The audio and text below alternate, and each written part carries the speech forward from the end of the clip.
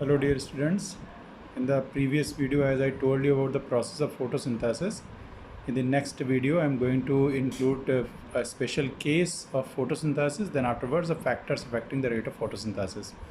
So in case of desert plants means those who are growing in the xeric conditions, during daytime due to the intense heat, stomata remains closed. So the temperature is more during daytime, so stomata remains closed.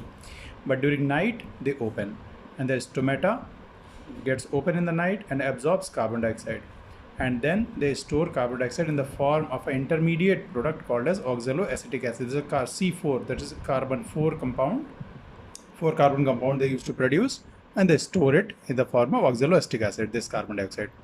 During daytime they remove carbon dioxide from oxaloacetic acid by decarboxylation and utilizes it for the formation of glucose. So this is one of the example which the desert plant used to follow.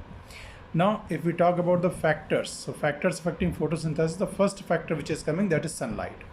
The rate of photosynthesis increases with increase in light intensity, but up to a limit. That is, on reaching its optimum value, rate of photosynthesis decreases. With a graph I am trying to show here, this is the light intensity, this is the rate of photosynthesis. So as the light intensity is increasing, rate of photosynthesis is also increasing, but up to a maximum limit, that is optimum, the rate of photosynthesis reaches and then starts falling down. In the same way, amount of carbon dioxide when we talk, so with increase in amount of carbon dioxide in atmosphere, rate of photosynthesis increases, but up to a limit again, because excess carbon dioxide causes partial closure of stomata. So when the stomata will get closed, so ultimately photosynthesis will be affected. Then third is temperature. So with increase in temperature, rate of photosynthesis increases, because enzymal activity also increases, but up to a limit. Again, the limit is coming because no any factor is a controlling factor. Every time the factor used to change itself. Then chlorophyll, rate of photosynthesis increases with increasing amount of chlorophyll. More and more chlorophyll means more absorption of sunlight. More absorption of sunlight means more amount of photosynthesis. In the same way, water, rate of photosynthesis directly proportion or depends on the amount of water available. So water, if more water is there, more photolysis of water, so ultimately more amount of fixation of carbon will takes place. Now we are going to talk about the experiments of photosynthesis. So experiments of photosynthesis, there are three main factors like sunlight, chlorophyll and carbon dioxide are needed for the process of photosynthesis. So our main aim is to prove that sunlight, chlorophyll or carbon dioxide is needed for the process of photosynthesis. So for making the things easy, I had included all three in the same one experiment only.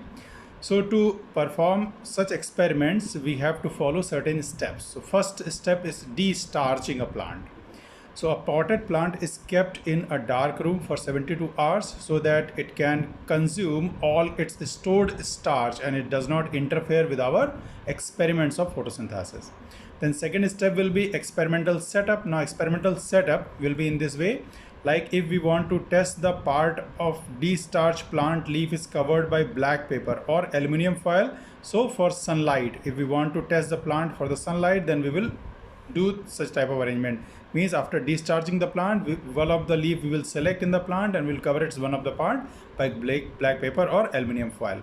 Then for this carbon dioxide, if we want to test, then we have to insert some or half part of a leaf inside a conical flask which is containing KOH solution. The KOH having the ability that it makes the environment carbon dioxide free, it absorbs all the carbon dioxide. Then a split cork we will place to complete it.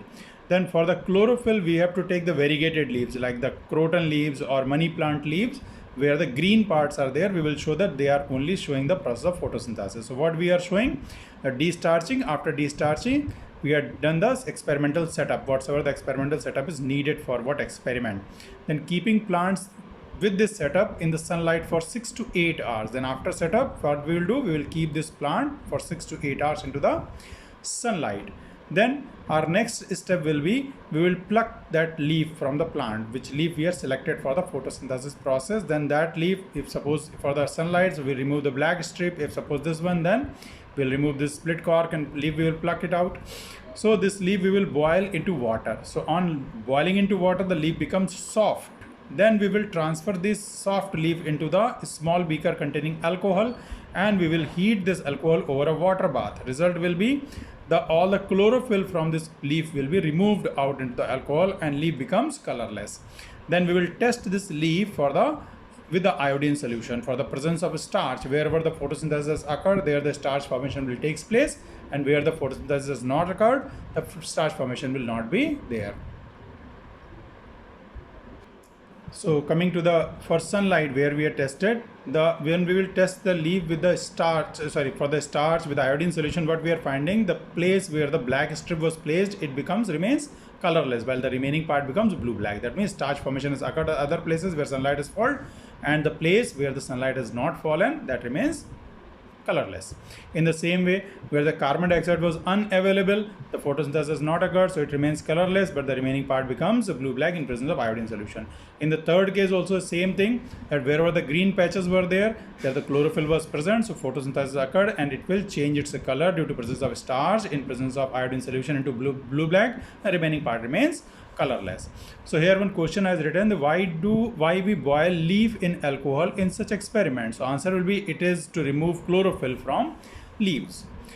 Now, so this is all about the autotrophic mode of nutrition. Now coming to the heterotrophic mode of nutrition. The mode of nutrition in which organisms are dependent on other organisms for their food, that's called as heterotrophic mode of nutrition. It is of following main types. The first one is parasitic mode of nutrition. So those organisms which depend on their host organism. Host means which is providing the food for their food, are called parasites. So plant parasite examples are given here: Cuscuta reflexa. It is also called amarbale. It is also called dodder. It is a total stem parasite. It is a total stem parasite plant which is growing on the plants. It is not having leaves. Then some other examples we are taking, like the orobranchi. Orobranchi is one more example. It is a flowering plant, but it is behaving like the parasite.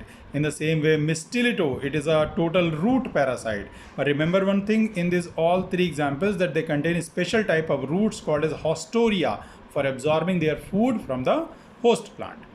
Then coming to the animal parasites. Animals are also having some certain parasites. So there are two types, that is ectoparasites and endoparasites. If we talk about the ectoparasites, so we will say that ectoparasites are those which are depending on the outside of the body of the host animal, like the leech is there, head louses, then mites, ticks. These are different examples which are sucking the blood from the body of the animal. Then endoparasite, which are living inside the body of host, like the roundworms, like the tapeworms, like the entamoeba. These are living inside the body of the host organisms. In the second case, we are taking it as saprophytic mode of nutrition. Saprophytic means which are depending on the dead and decaying organic matter. So organisms of this mode are depending on dead and decaying organic matter as their food, for example, bacteria and fungi. So till here I am teaching you. The next portion I will include in the next coming video. Thank you.